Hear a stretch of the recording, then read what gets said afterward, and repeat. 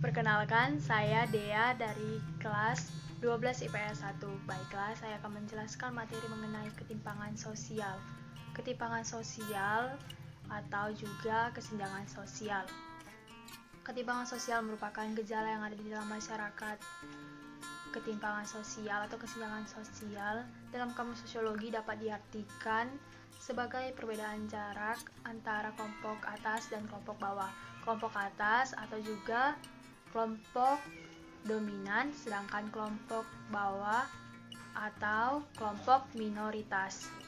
Ketimpangan sosial lebih merujuk dengan adanya ketidaksetaraan.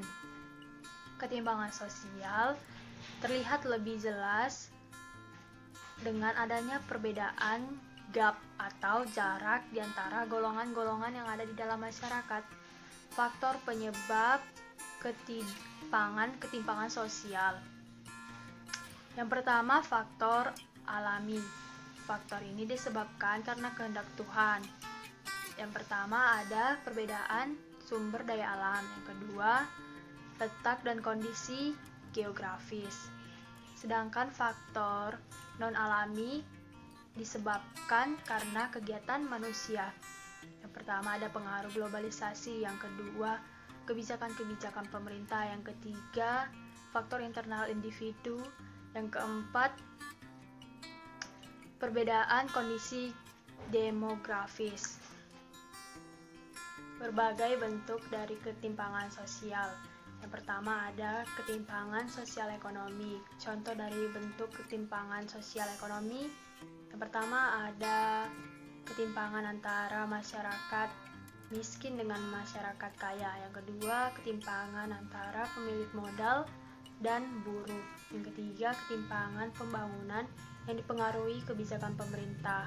Contoh dari ketimpangan pembangunan yang dipengaruhi oleh globalisasi, yang pertama ketimpangan desa dan kota, dan yang kedua ketimpangan Pulau Jawa dengan luar Pulau Jawa. Dan yang kedua, ketimpangan sosial non-ekonomi. Ketimpangan sosial non-ekonomi contohnya yang pertama ada ketimpangan pendidikan dan ketimpangan antara budaya global dengan budaya lokal. Terjadinya ketimpangan sosial menyebabkan munculnya yang pertama diskriminasi sosial, yang kedua kecemburuan sosial, yang ketiga monopoli, yang keempat konflik sosial. Guna mencegah hal-hal yang tidak diinginkan atau kejadian yang tidak diinginkan dengan semakin melebarnya gap antar golongan, dibutuhkan sikap kritis dalam menghadapinya. Sikap kritis tersebut dapat diwujudkan dengan adanya toleransi dan menghargai pendapat. Yang kedua, menumbuhkan sikap kedermawaan atau filantropi dan juga menumbuhkan rasa empati sosial.